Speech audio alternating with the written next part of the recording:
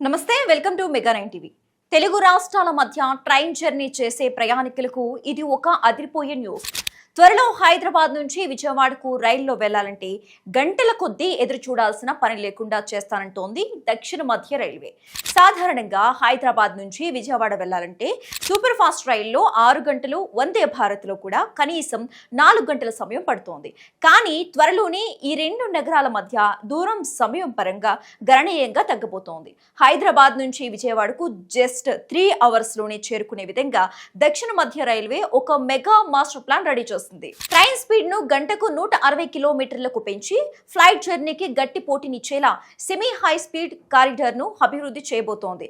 దీనికి సంబంధించిన full details ను ఇప్పుడు మనం చూద్దాం పదండి.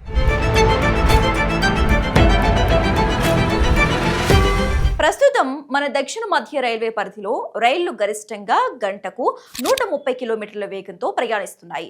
అయితే పెరుగుతున్న రద్దీని దృష్టిలో ఉంచుకుని గోల్డెన్ డయాగ్నల్ కారిడార్ లో ఈ వేగాన్ని 160 కిలోమీటర్లకు పెంచాలని రైల్వే శాఖ నిర్ణయించింది.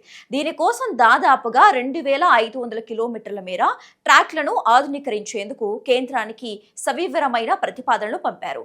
ఈ ప్రాజెక్టు గనక పట్టాలెక్కితే గనక దక్షిణ భారతదేశంలోనే ఇది మొట్టమొదటి సెమీ హై స్పీడ్ కారిడార్ గా నిలుస్తుంది.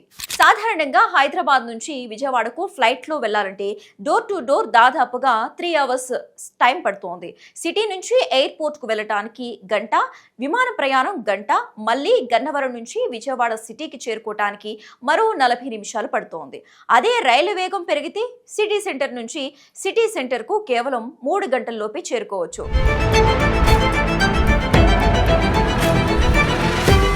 ఇది విమాన ప్రయాణం కంటే సులభంగా, తక్కువ ఖర్చుతో కూడుకున్నది కావడంతో ప్రయాణికులకు పెద్ద ఊరట లభించనుంది.